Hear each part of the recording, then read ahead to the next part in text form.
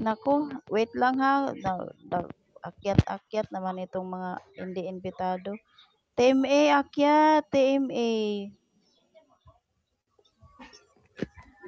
TMA, akyat. Wait lang. Laging may nakaupo. 1.5. Naku. Big Apple, long drop ka.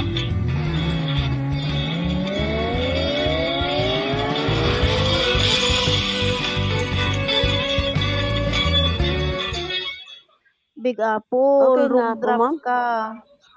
Wrong drop ka. Kay Sandra mo napasa yung golden throne mo. Hindi sa kay Miss Sungit. Number 6 nga, si Miss Sungit, hindi Sandra.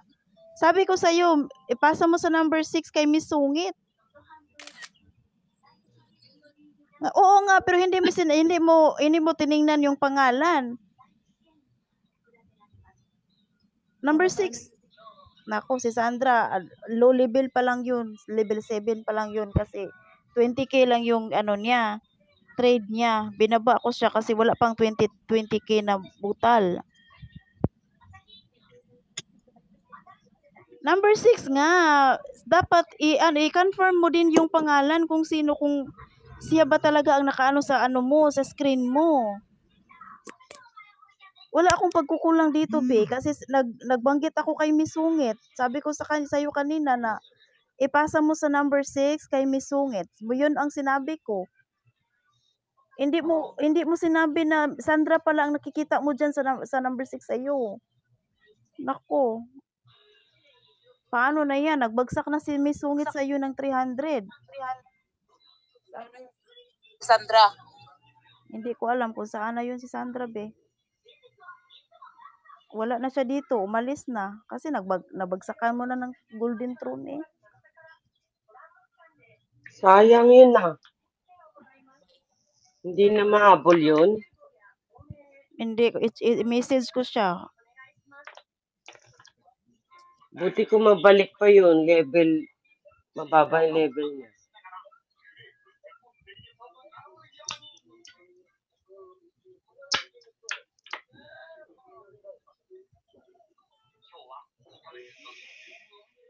Dapat tinitignan niyo yung mukha. Dapat kasi tingnan niyo mo yung huwag kayo bagsak ng bagsak. Kasi may tendency kasi na maglalag yung nyo, iba na pala nakaupo dyan sa number 6. Tulad ngayon, si Sandra nakaupo kayo, hindi mo sinabi Big Apple na si Sandra pa pala ang andyan sa'yo. Kasi lag ka. Matagal na yung bumaba si Sandra. Naku, nasaan na. May Sungit, hindi mo pa na-drop backan si no? Tapos, yung 1.5, nabagsakan mo na ba, be? be. Okay, dito na nga pala siya. Okay. Paano na yun, Big Apple? Kailangan mo talaga mag-drop back dito kay Miss Sungit kasi nagbagsak siya.